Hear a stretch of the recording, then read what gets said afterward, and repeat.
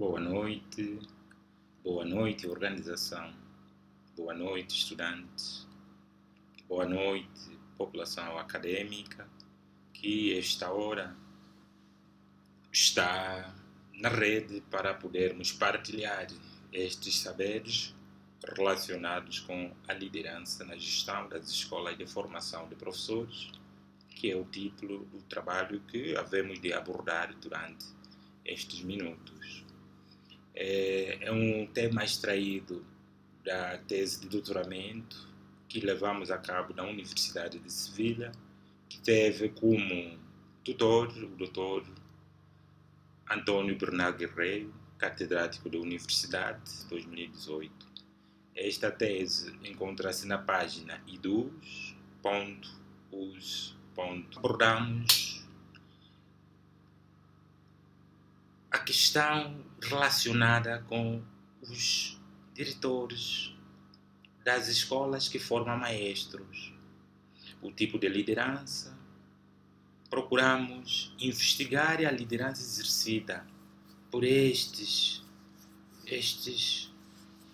gestores das instituições, cujo objetivo principal foi de conhecer a liderança exercida por eles, e elegemos alguns objetivos específicos que foram compreender os tipos de liderança existentes nas escolas, explorar e identificar as características que apresentam os líderes democráticos nas escolas de formação de professores, e finalmente produzir e, a partir da análise indutiva, estruturar conhecimentos para a formação da liderança democrática nos gestores das escolas de formação de professores.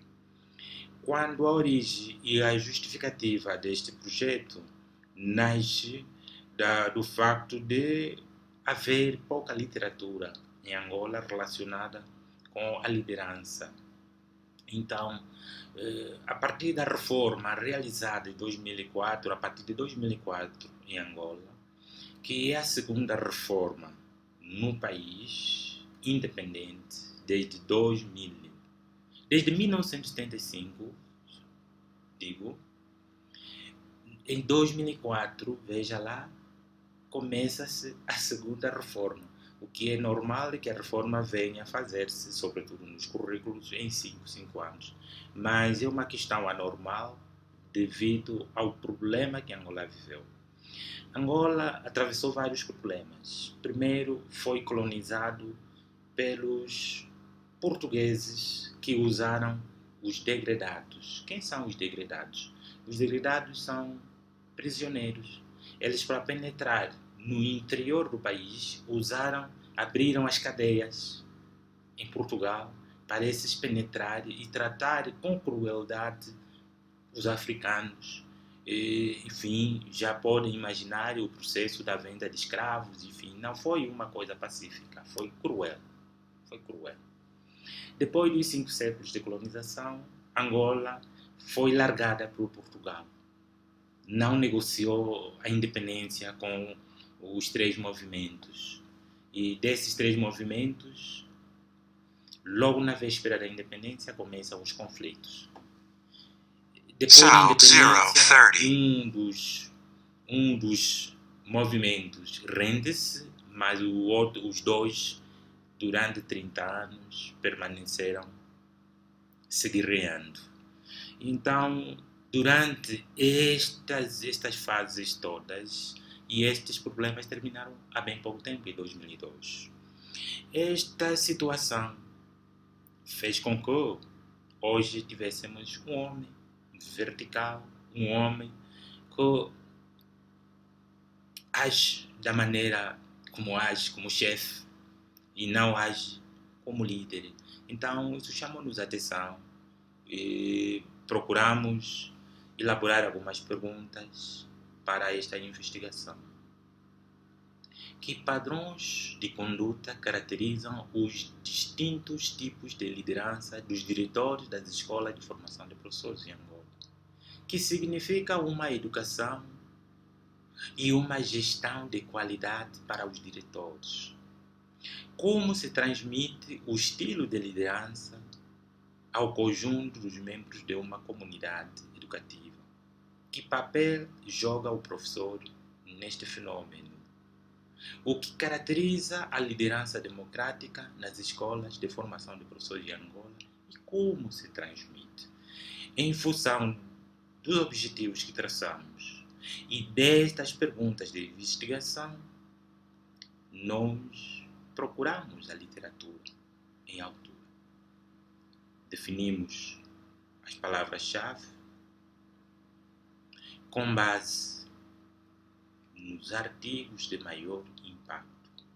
Era a exigência do programa de doutoramento que enfrentamos.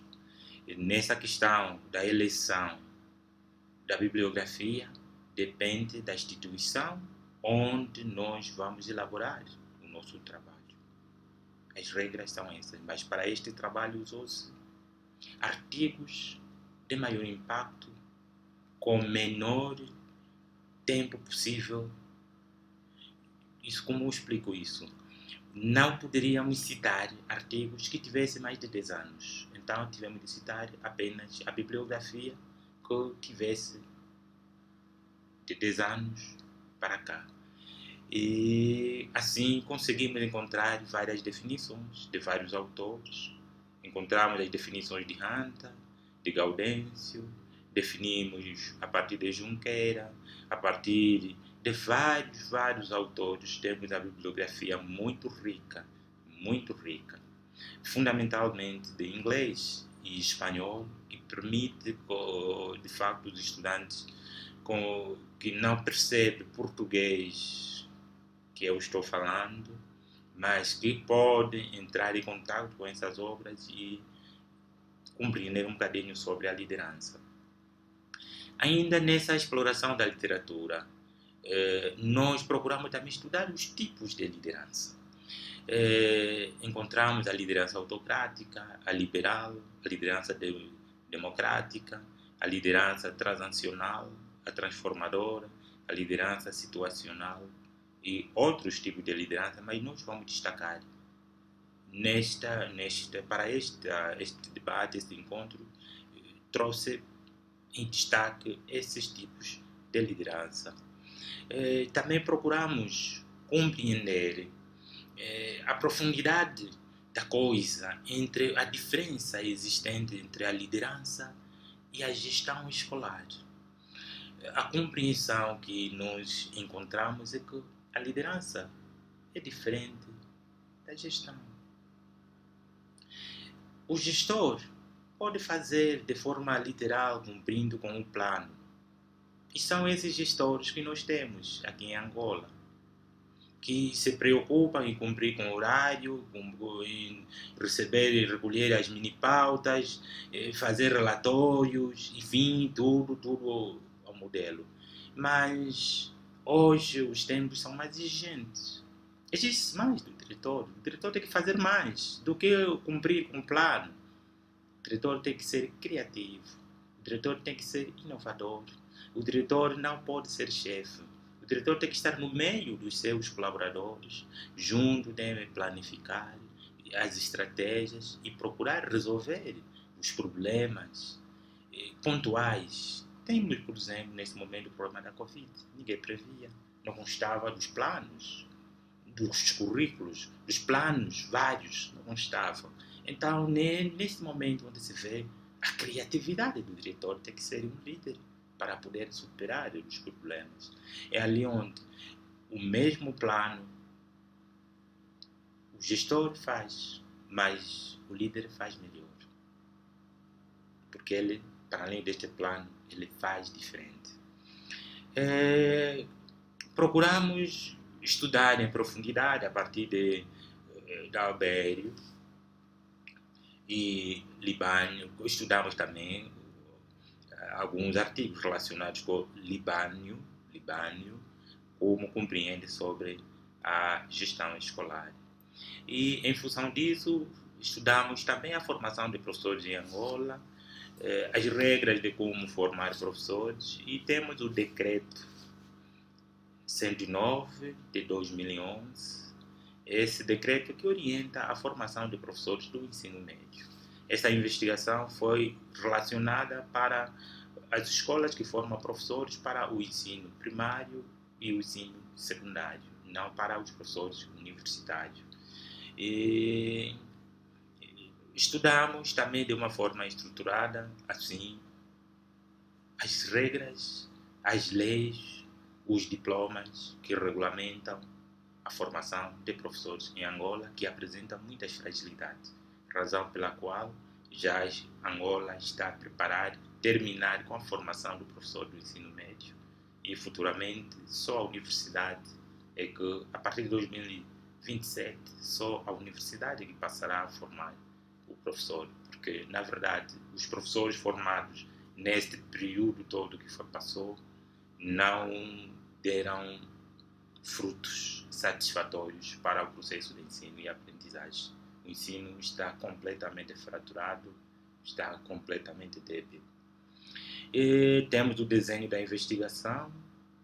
Sobre o desenho da investigação científica, nós trabalhamos em duas fases. Na primeira fase, temos a amostra de 10 diretores e 200 professores destas mesmas escolas, dirigidas por esses 10 diretores.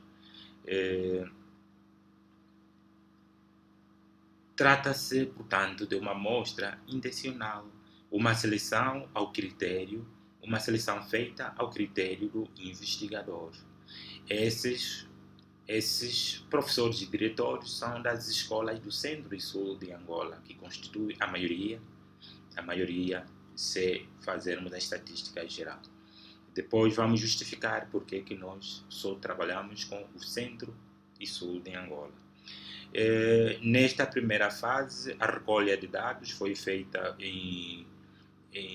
com base numa entrevista e um questionário semi-estruturado.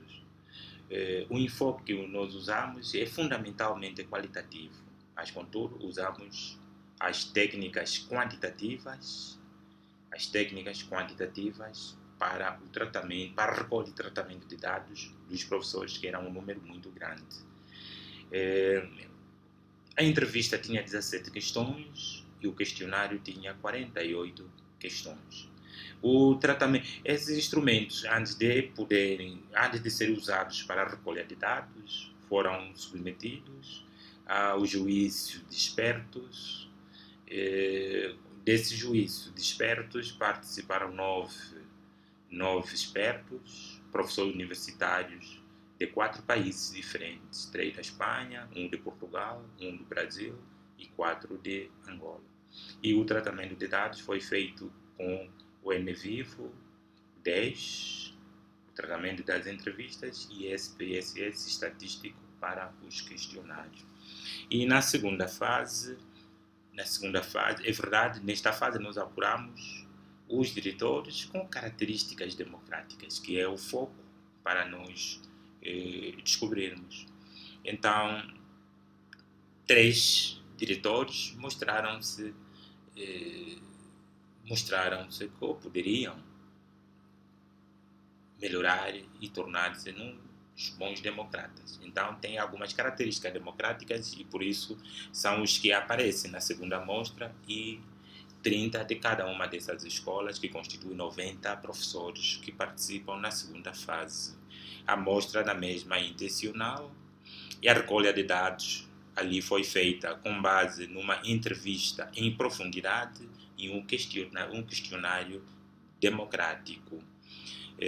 Continuamos com o enfoque qualitativo, que havia fundamental, mas com algumas técnicas quantitativas. Por isso, trata-se de uma investigação mista.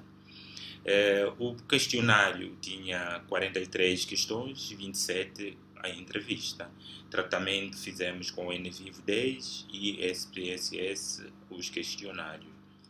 Os expertos que fizeram a aprovação dos instrumentos são os mesmos. Sobre o desenho da investigação, a metodologia usada, dissemos já que é fundamentalmente qualitativa, embora que tenhamos usado também algumas técnicas quantitativas. O método usado é fundamentalmente fenomenológico. O método fenomenológico tem a sua origem do pensamento do filósofo Edmund Husserl, que preocupava-se com a descrição direta da experiência dos atores e que permite também interpretar e compreender e construir conhecimento.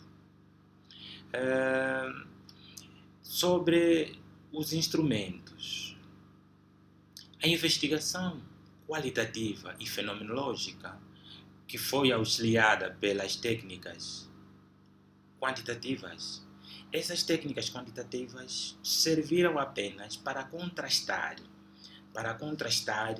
a opinião dos diretores. Porque os diretores foram entrevistados, fizemos a colheita em uma entrevista em profundidade na segunda fase, mas precisávamos de confirmar esses dados a partir das informações provenientes dos seus professores, que eram muitos, e então nessas condições, quando a população quando a amostra for muito grande, aconselha-se o uso do instrumento que permite a recolha rápida e nós nesse momento usamos o questionário e tratamos com o SPSS. Quando os resultados da primeira fase foram sistematizados e categorizados,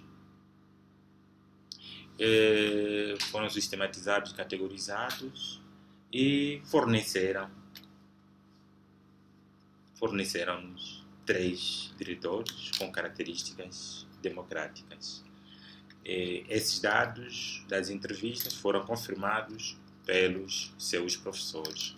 Na segunda fase, igualmente, depois de sistematizarmos as categorias, então chegamos à conclusão de que a via democrática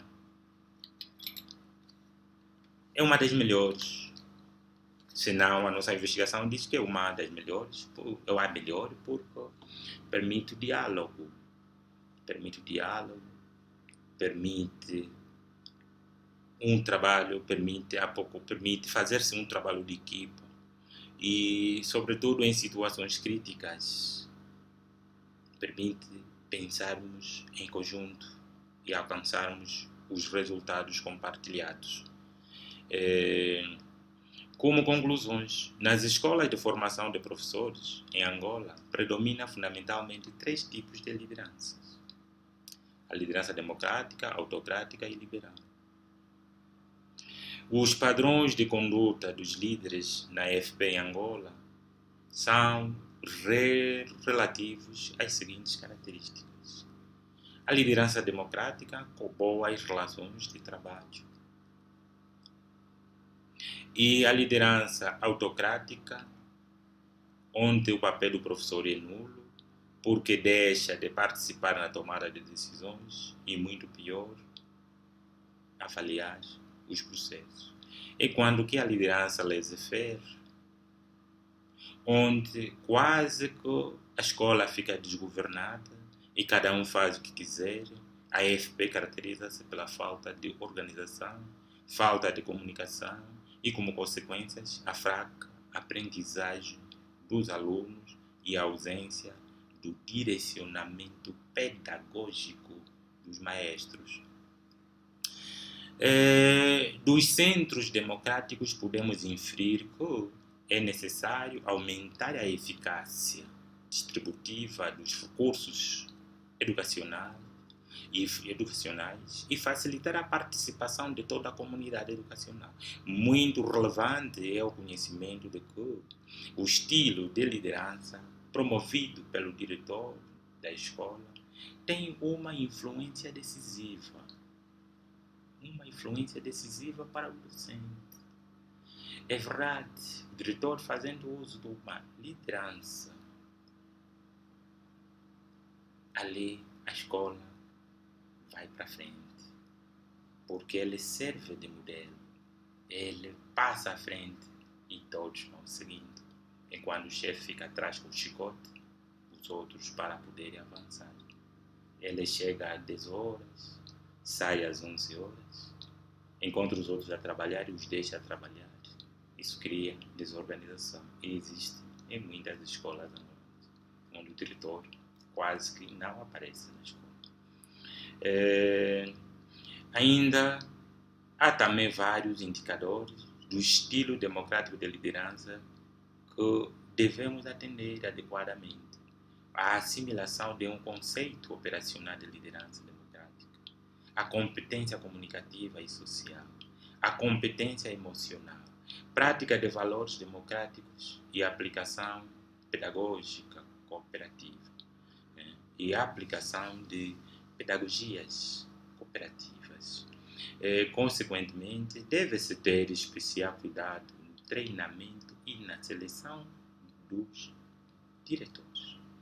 Os diretores, infelizmente, aqui ainda são indicados, são nomeados, às vezes sem critérios muito claros, mas nós somos da opinião de que os diretores deveriam ser eleitos no meio dos professores, na mesma instituição onde esses trabalham. E quais são as formas da transmissão da liderança e qual é o papel do corpo docente? Transmite-se a partir de vários pressupostos. E o professorado joga um papel muito importante neste fenômeno. Na liderança autocrática, o papel dos maestros é nulo. Na liderança laissez-faire, o papel dos professores também é nulo, na medida que nestas escolas prima uma desorganização. São escolas sem direção, sem cabeça. E vimos que a liderança democrática ocupa 30% apenas do total da liderança no país, das 10 escolas estudadas.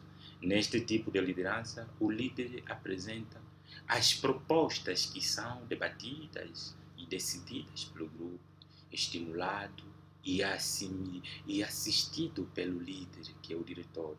Os participantes esboçam as providências para atingir o objetivo e pedem aconselhamento ao líder, que é o diretor, que sugere alternativas para a escolha. Os participantes voluntariamente escolhem os seus companheiros e as temáticas de seu agrado. Esse estilo traz resultados satisfatórios. Este estilo de liderança permite o líder trabalhar em parceria com os membros da equipa, partilhando ideias e sugerindo melhorias. É a técnica que caracteriza os diretores democráticos da segunda fase e dá oportunidade aos seguidores crescerem, inspirando-se no seu líder. O democrático, ao contrário dos outros, geralmente tem a atenção centrada nas pessoas e depois ao trabalho. Preocupa-se com o crescimento dos outros e forma outros líderes. É uma das características muito importantes.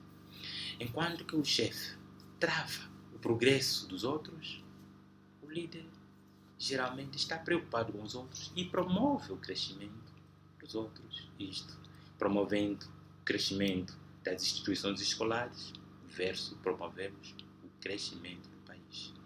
A participação de todo o coletivo escolar nos diferentes níveis e etapas sucessivas das fases de decisão e atividade é importantíssima para o asseguramento do desempenho qualitativo.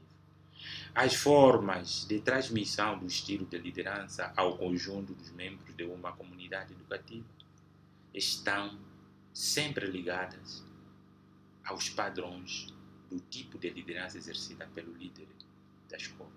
A existência dos 3 tipos de liderança no país que se chama Angola e está associada ao contexto histórico, social e político que o país viveu. 5 séculos de colonização e 30 anos de guerra civil. Isso foi fatal para construir-se um homem que nós temos hoje, que precisa de fato de mudar. Estudos futuros. Futuramente sugerimos que se faça um estudo relevante sobre esta mesma pesquisa nas zonas que não atingimos. Por que não atingimos? Porque o país possui as estradas altamente acidentadas, que não nos permitem andar de carro em todo o país. Por outro lado, temos a província de Cabinda, que só é possível viajar para lá de avião, porque não chega nenhum carro. Então, nós não tivemos patrocínio de nenhuma instituição, fizemos tudo pelo nosso próprio bolso. Fizemos estudos sem bolsa do país, mas contudo nos beneficiamos de uma bolsa espanhola que era apenas os custos na instituição enquanto estivéssemos na Espanha. Mas aqui no país ficamos assim, soltos, abandonados. Infelizmente, fizemos esta formação sozinhos e foi impossível girarmos o país todo. Então, sugerimos que os futuros estudos sejam feitos nesta lógica de ver a liderança nos países, nas províncias do norte que nós não atingimos. Por outro lado, com base no fato de que a maioria dos estudantes que concluem o ensino primário e secundário continua a praticar em níveis próximos ao analfabetismo, é necessário investigar a influência da liderança democrática na qualidade do ensino nas instituições onde também temos implementado esse projeto. Por fim, sintetizando as principais linhas de ação emanadas desta pesquisa, precisamos também ver, facilitar a participação dos responsáveis pela gestão das escolas na formação. Temos gestores não formados, na sua maioria, 99% não têm formação da gestão escolar e precisam, de facto, ser formados. Gerar métodos de distribuição de recursos educacionais e, se calhar, promovermos modelos de formação inovadora e de liderança para os líderes escolares. Tenho dito, muito graças. Graças a sua atenção. Muito obrigado.